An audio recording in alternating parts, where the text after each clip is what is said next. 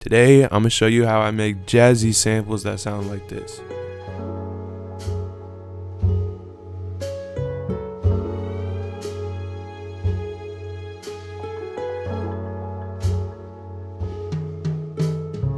Okay, this one's a simple but powerful sample. I didn't want to add too much. This is more of like this is a mood. You know what I'm saying? Started off with the piano. You gotta start off with the piano. Especially with stuff like this. Simple, just beautiful, just nice, lush chords.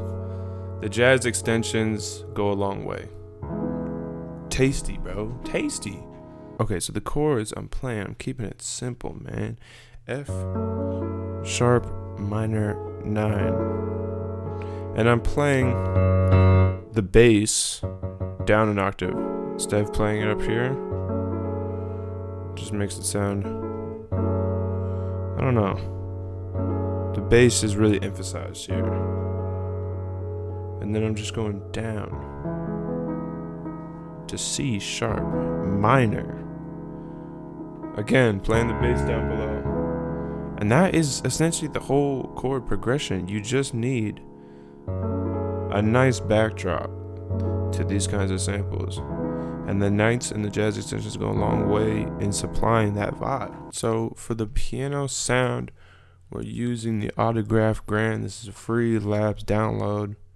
Just a nice sounding piano. After the piano, I added this bass. Keeping the bass simple. Playing root notes. Occasionally going up a fifth octave. And then C sharp, same thing. Doing the same sort of idea. So for the bass sound, I'm using my upright bass virtual instrument.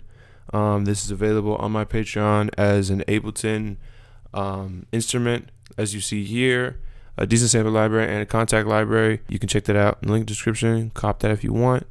I'm processing it real simply, just adding some bass lane. And that's pretty much it. It's a nice upright bass sound. Jazzy.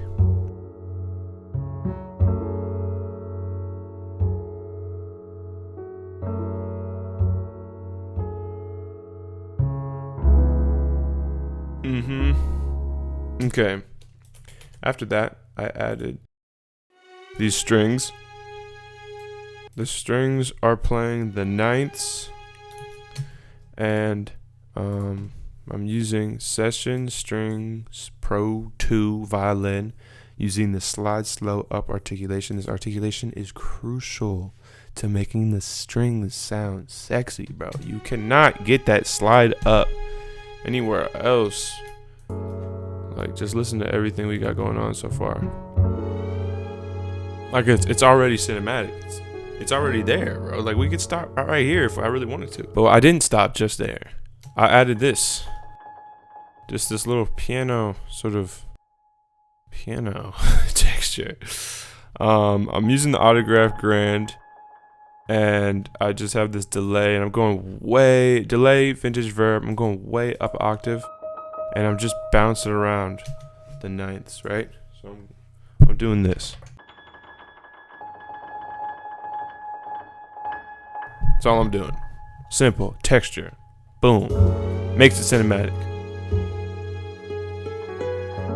Okay, so for the drums in particular, I'm using addictive drums, but the way I sort of got these drums was by re-recording a groove that was built into addictive drums. Before I knew how to access the here, let me just show you what I mean. Because I didn't know you could play the brush sounds. I didn't know how to get there until I looked at this MIDI roll, and just found them down there. So let's go way down. So I was trying to figure out how to make my own, you know what I'm saying? And I didn't know how to do that. And so I just like recorded a thing into a thing and made this.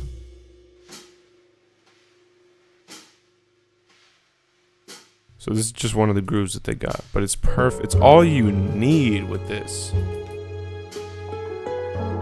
last thing I added was this harp. Again, we are drawing inspiration from Dorothy Ashby, the jazz harpist.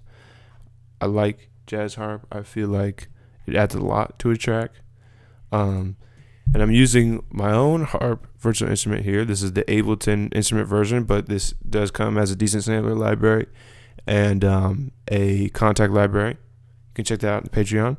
And you can see I got a lot of nice controls here. I got, you can adjust a lot of stuff. But yeah, I kept the harp pretty simple. I wanted this to be the sort of top line to the sample.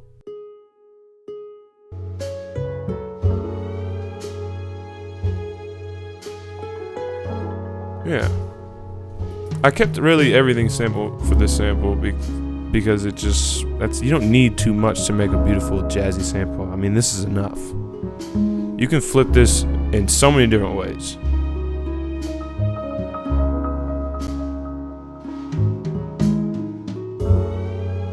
Anyway, that is how you actually make jazzy samples. If you want this sample, check out my Patreon. The link is in the description. You can get all the stems, all the sounds I use, everything. Man, peace.